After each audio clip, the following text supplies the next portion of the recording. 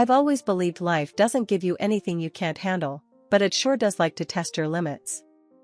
That's what I was thinking as I packed up the last of my boxes in the small, sunlit apartment I'd called home for nearly a decade. You're really doing it, huh, Emma? Big city, big job? My neighbor, Joe, asked as he leaned against my open door, sipping from a can of beer. Yeah, Joe. It's finally happening, I replied, taping up another box. Can't say I'm not a bit nervous, though.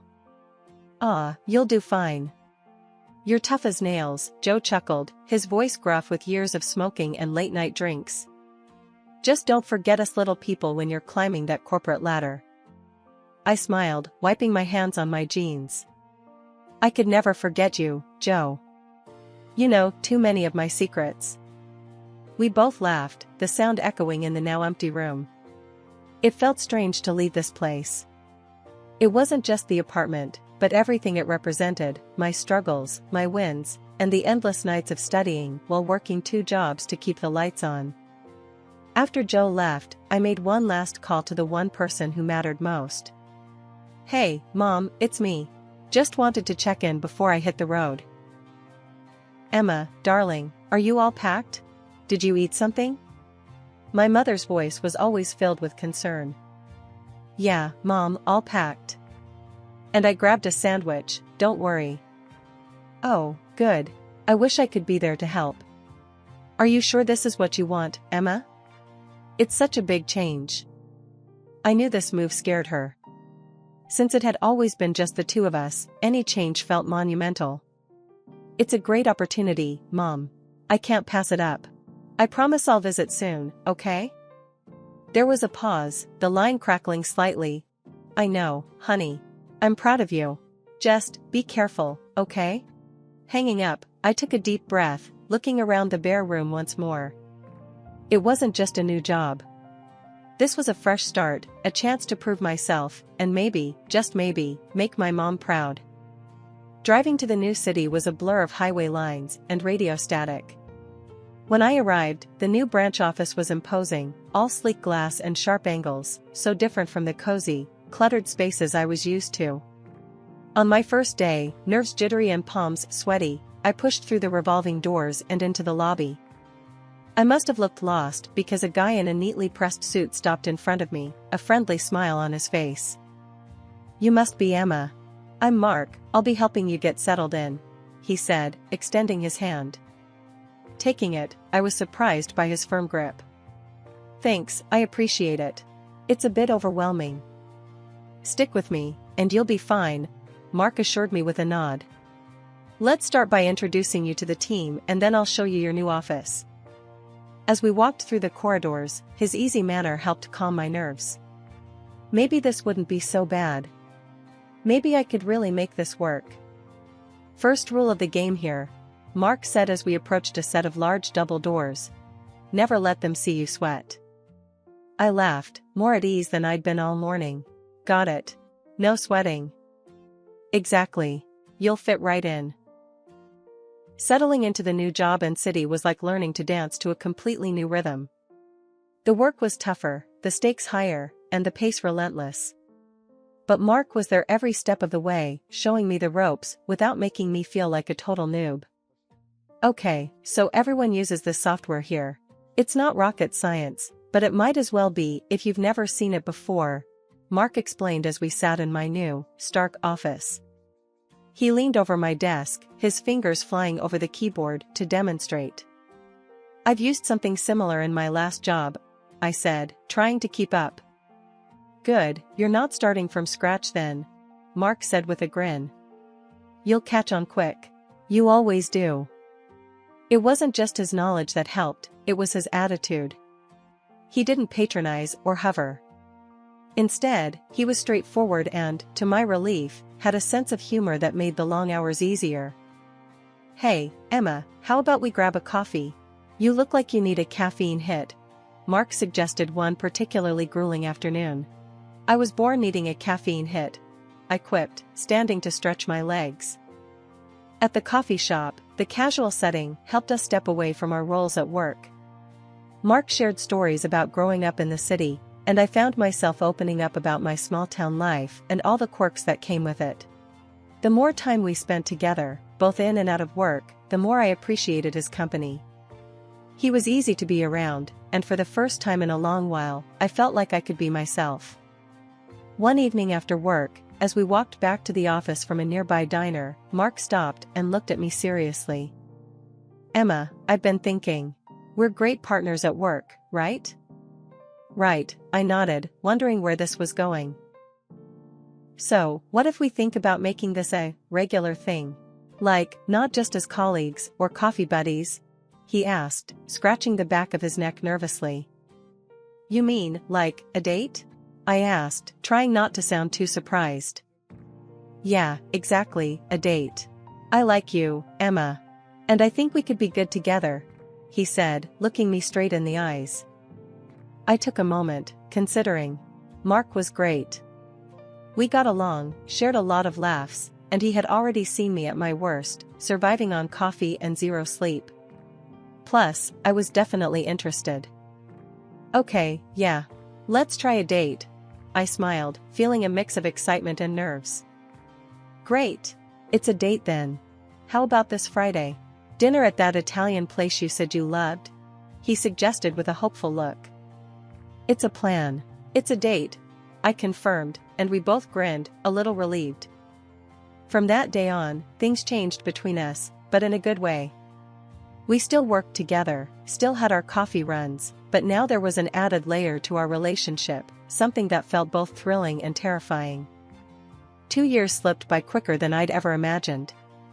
Mark and I got married, settling into a rhythm of life together that felt as natural as breathing. We were happy, genuinely so, but it wasn't all smooth sailing. I talked to my mom on the phone often, but only made it back home for the holidays. Each call, I noticed something was a bit off. Mom seemed more forgetful, her thoughts a bit scattered. It worried me. I even brought up the idea of her moving in with us, or considering a nursing home, but she was adamant. "No, Emma, I'm fine on my own. Don't fuss over me," she'd say stubbornly, brushing off my concerns. As for my new in-laws, our relationship remained cool, distant even. They never really warmed up to me, treating me with a polite indifference that was hard to crack. At family gatherings, I often felt more like an outsider than a daughter-in-law. It was uncomfortable, but Mark was a solid presence by my side, always quick to divert the conversation or lighten the mood. Life had settled into a comfortable routine, Mark and I juggling work and home, while my worries about Mom's health simmered on the back burner. Then, Helen, my mother-in-law, started becoming more involved in our lives, and not in a way I appreciated. It started innocently enough, a phone call here and there, asking if we could pick up some groceries for her since we were already out shopping. "Hey Emma, could you grab me some of that bread I like? Oh, and maybe some of that fancy cheese you got last time? I'll pay you back, promise," she'd say, her voice always upbeat, but somehow it felt forced. "Sure, Helen. No problem," I'd reply, trying to keep the peace and make an effort. But the grocery lists grew longer, and the promises to pay back soon just stopped coming. One day, after I came home tired from a long day at work, I found Mark in the kitchen, sorting through a pile of receipts. "What's all this?" I asked, dropping my keys on the counter. "It's from my mom," Mark said, not looking up. "Your mom? What do you mean?" I frowned, picking up a receipt. It was for a dinner at a high-end restaurant, a dinner I didn't attend. "She's been asking me to pay for a lot of stuff." "She asked you too, hasn't she?" Mark asked, rubbing his temples. "Yes, she has," I admitted, feeling a knot in my stomach. "I thought it was just now and then. How bad is it?" Mark spread the receipts on the counter, showing dinners, groceries, and even some clothes. "It's adding up, Emma. This isn't just a few favors. It's becoming a regular thing." The next day, I decided to confront Helen about it. I called her, trying to keep my voice calm. "Helen, we need to talk about the money," I began. "It's getting a bit out of hand." "Oh, Emma, I thought you didn't mind. Your family, after all." Helen's voice was light, but there was a sharpness to it that I hadn't noticed before. I don't mind helping, Helen, but this is more than helping. It's like we're your personal ATM, I said, the words harsher than I intended. There was a pause, and then Helen laughed, a short, humorless sound. Well, I didn't realize you were keeping tabs. I'll make sure not to bother you anymore. The call ended abruptly, leaving me staring at my phone in confusion. That night, I told Mark about the conversation. He was quiet for a long time, then he took my hand. I'm sorry, Emma. I should have noticed sooner. I'll talk to her. After the money talk with Helen, things between us and Mark's parents turned frosty. They stopped asking for money, but the damage to our relationship was done. It was like walking on eggshells whenever we met, each conversation strained and filled with polite, hollow words. It was during my birthday dinner when the tension truly surfaced. We had invited both sets of parents to celebrate, hoping to smooth things over with a nice meal at our place. Mark's parents arrived last, and right off the bat, things felt off. Helen and Frank walked in without a gift, which wasn't a big deal to me, but the way they mentioned it struck a nerve. We didn't bring a present. After all, Mark is the best gift we could have ever given you, Helen said with a tight smile as they entered. I forced a smile, trying to keep the evening light. Well, I'm lucky to have him, I replied, guiding them into the living room where drinks were set up. Throughout dinner, the conversation veered from trivial to tense. Helen was particularly inquisitive that night, her questions sharp and probing. So, Emma, how's your mother doing? Still living in that little house of hers? She asked, stirring her drink casually. Yeah, she's fine, thanks for asking. She loves that place, wouldn't dream of leaving it, I answered, trying not to let on how much her interest bothered me. And her health? Must be tough, getting older without someone to look after her. Helen pressed on, her eyes narrowing slightly. She manages well enough. We talk every day, I said firmly, hoping she'd drop the subject. Frank chimed in then, his tone unusually harsh. Seems risky at her age, being all alone. You sure that's wise? I glanced at Mark, who looked as uncomfortable as I felt. We've discussed other options, but she's quite independent.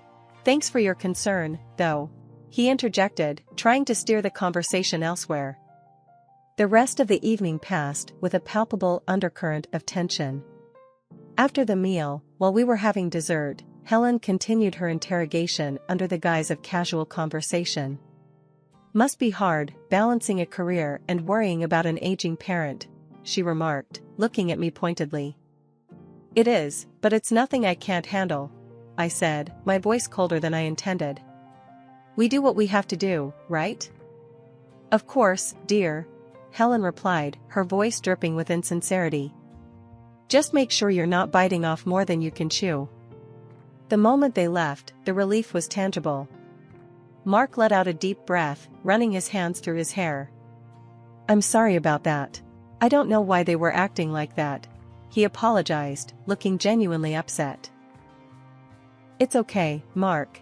It's not your fault, I assured him, though inside, my mind raced with anxiety. Why was Helen so interested in my mom all of a sudden? What was she getting at? The phone rang early on a Saturday morning, slicing through the quiet like a siren in the night.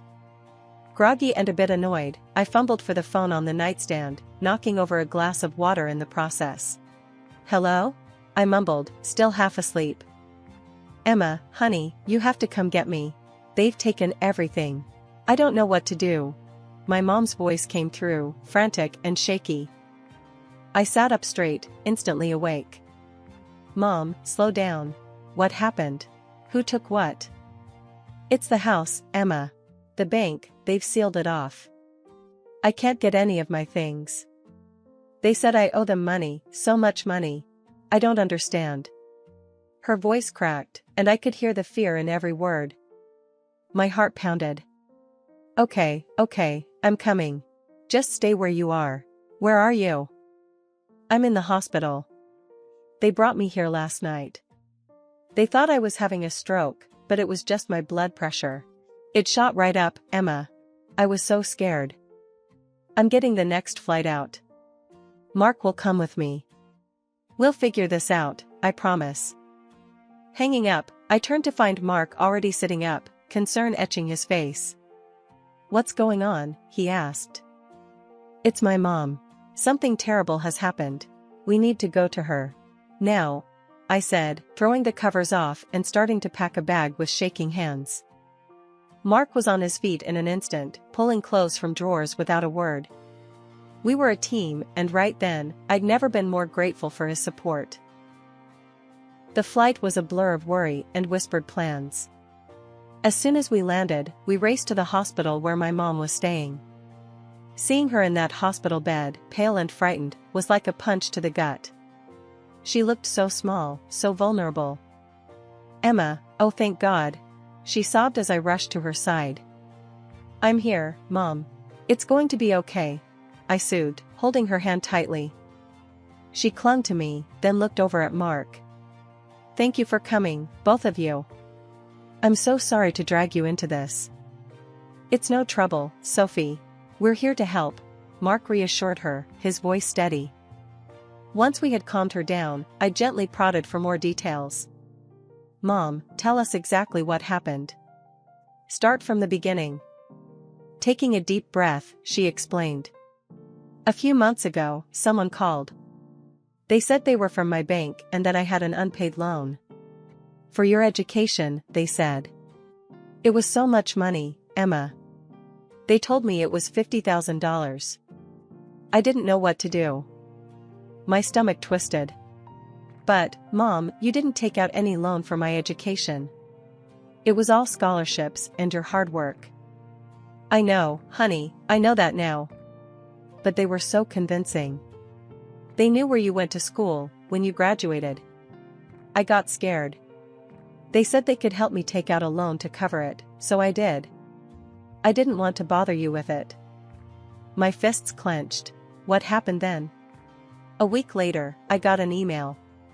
It said I'd won the lottery, $500,000. I thought it was a miracle. I thought I could pay off the loan and still have enough left over to finally retire comfortably. They said I just needed to pay some taxes on it first, $80,000. So, I took out another loan. Mom, no. I whispered, horror dawning on me. She nodded, tears streaming down her face. I know, I was a fool. There was no lottery, Emma. It was all a scam. Now the bank has taken everything. I owe more than $150,000, including fines and penalties, and I don't have a penny to my name. Anger surged through me, hot and fierce. We'll get to the bottom of this, Mom. Whoever did this to you, we'll find them. Mark and I were shell-shocked. The phone calls, the emails, and the cascading deceit, it was all too much. But we were clear on our next step, we needed to report this. We drove to the local police station, the morning air feeling unusually crisp as if it too sensed the turmoil. At the station, we sat down with Detective Martinez, a no-nonsense type who'd seen more scams than she could count. We explained everything, how my mom was duped into believing she owed a huge loan, how she thought she'd won the lottery, and every detail leading up to her financial ruin. Martinez listened, her expression growing tighter with each word. We'll start by tracing the phone numbers and the email address used in the scam. These guys mess up somewhere, they always do, she said, tapping away at her computer. A few intense days later, Martinez called us in. Her office felt colder than I remembered. We've made a breakthrough, she announced, her voice grim. The account where your mom sent the money, it's registered to a familiar name. Mark and I exchanged puzzled glances. Familiar how? He asked. It's registered under your mother's name, Helen, Martinez revealed, her eyes locked on Mark. The room spun.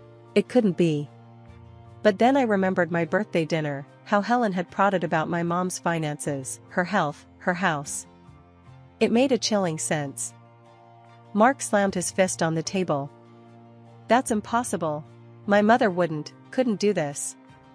His voice broke, strained with disbelief and anger. I'm sorry, Mark. I know this is hard. but we've double-checked. She was behind the calls and the emails, Martinez said softly. The betrayal was palpable. Mark was torn, rage and shock battling within him. We need to confront her. We need to hear it from her, he said finally, his voice steel.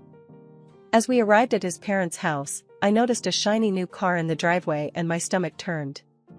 They were living it up while my mom was drowning in despair and debt. We knocked and Helen opened the door, all smiles, acting like we were just there for a casual visit. Mark, Emma, what a surprise. Look at our new car. And next week, we're off on a cruise. Mark's face was like stone. Cut the crap, Mom. We know about the money. It's over. Helen's smile faltered, her eyes darting between us. What money, dear? What are you talking about? Mark stepped into the house, his anger barely contained. The money you stole from Emma's mom. We know everything. At that, Helen's face drained of color. She staggered back, leaning against the wall. Mark, please, you have to understand, we needed. It's too late for excuses, Mark cut her off. His father, Frank, had appeared by then, his expression wary. Frank tried to intervene, his voice shaky. Mark, we're your parents. We're old, prison would destroy us. Please, think about what you're doing. I couldn't hold back. Your age didn't stop you from scamming an old woman out of her home and her peace. Why should we consider your age now? Helen started to sob, her hands trembling. Please, Mark. I'm your mother. Don't do this to us. Mark looked at them, his eyes cold and distant. The police are on their way. You did this to yourselves. The conversation was cut short by the sound of sirens. As the police car pulled up, Frank and Helen's demeanor shifted from pleading to resignation. They knew it was over. Officers entered the house, and after a brief exchange, handcuffed Helen and Frank. They cried, begged for forgiveness as they were let out, but Mark and I just shook our heads. Forgiveness was too much to ask. The courtroom was packed on the day of the sentencing. As the judge declared a 2-year sentence for both Helen and Frank, a murmur swept through the crowd. People who had once respected and known my in-laws were visibly shocked by the extent of their deception. It was a surreal moment to watch them being led away, knowing they had to sell their house to make restitution. After the trial, life slowly started to piece itself back together, but the scars remained. My mom had recovered physically, but she was still mentally shaken. The phone ringing would make her jump, a sad reminder of the trauma she endured. I took legal custody to ensure her well-being, which gave both of us some peace of mind. With the money Helen and Frank were forced to pay, I managed to find a beautiful nursing home for Mom. It wasn't just any facility, but a prestigious one right in our neighborhood. I made sure she had the best care and could maintain some independence within a supportive community. The first time we visited her new home, Mom was hesitant, but as she saw the gardens and the lively social rooms, her eyes lit up. It's lovely, Emma, she said, looking around with a cautious smile. It's the best, Mom. You deserve it. And look, it's just 5 minutes from our place. I'll be here all the time, I reassured her, squeezing her hand. She nodded, her smile growing more confident. I like that. Maybe I can get used to answering the phone again here, with all these nice people around. I laughed, relieved to see her finding comfort. You'll be running the place in no time, Mom. As the days turned into weeks, Mark and I found ourselves settling into a new routine. We were expecting our first child, a beacon of hope after a stormy period. The joy of impending parenthood brought us closer, and I often found myself marveling at how Mark stood by me through everything. His unwavering support was my rock. One quiet evening, as we sat in our living room, Mark wrapped an arm around me. How's your mom today? Settling in still? She's good, getting better at making friends. And she started a little garden project, I replied, resting my head against his shoulder. That's great. She's strong, like her daughter, he said, kissing the top of my head gently. Our lives had changed irrevocably. There was no more contact with Mark's parents, that bridge was burned for good. Yet, in its ashes, we found the strength to rebuild. We focused on the future, our family, and all the love that remained unshaken by the past.